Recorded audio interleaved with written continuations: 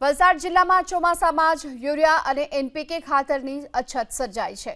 ખેડૂતો ખાતરની અછતને નિવારવા માટે રજૂઆત કરીને થાકી ચૂક્યા, ત્યારે હવે કોંગ્રેસ ખેડૂતોની વારે આવી છે।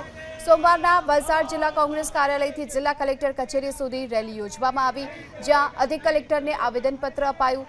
જો આગામી દિવસોમાં ખાતરની અછત નિવારવામાં નહીં આવે તો ઉગ્ર આંદોલનની ચીમકી ઉચ્ચારવામાં આવી। ખેડૂતોએ કહ્યું કે યુરિયા, ડીએપી અને એનપીકે ખાતરની અછત સર્જાઈ છે।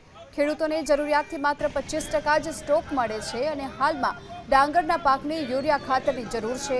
જો સમયસર ખાતર નહીં મળે તો પાક નિષ્ફળ જાય તેવી શક્યતા છે। જે પાણી મળવું જોઈએ એગ્રીકલ્ચર કનેક્શન હોવા છતાં તે પણ ખેડૂતોને મળતું નથી, કારણ કે વરસાદ પડે તેવું એગ્રીકલ્ચર લાઇન જી બોર્ડ મોટે ભાગે આપતી જ નથી।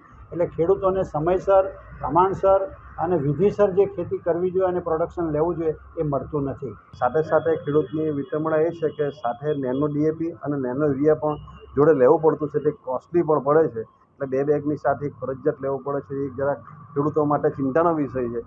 એટલે ખેડૂત નિશ્ચિંત નથી અને જે પ્રમાણમાં જોઈએ છે એ પ્રમાણે ક્વોન્ટિટી બિલકુલ આવતી નથી। વલસાડ જિલ્લાના મહત્વના આગેવાનો, મહત્વના ખેડૂતો આજે આવીને અમે જિલ્લા કોંગ્રેસ મારફતે રજૂઆત કરીએ છીએ કે તાત્કાલિક ખેડૂતોને ખાતર મળે એવી વ્યવસ્થા સરકાર દ્વારા થાય, એ માટેની મારી માંગ। યુરિયા માટે પ્રોબ્લેમ છે, પણ મિક્સ 20-20 એટલે જે ડાંગરના પાક માટે જે જરૂરી ડીએપી 20-20-013 તો આ મિક્સ ખાતરમાં બી બહુ મોટી શોર્ટેજ છે। ખેડૂતોને એટલી બધી જરૂરિયાત અત્યારે એટલી બધી છે કે ડાંગરનો પાક રોપાઈ ગયાના 15 દિવસમાં ખાતર નહીં મળે તો એમનો પાક બી નિષ્ફળ જાય એવું છે। અને અમે કંપની અમને એવું કહે છે આવશે 4-5 દિવસ, એ રીતે અમે 10 દિવસ ખેંચી નાખતા છે તો પણ માલ અમને મળતો નથી।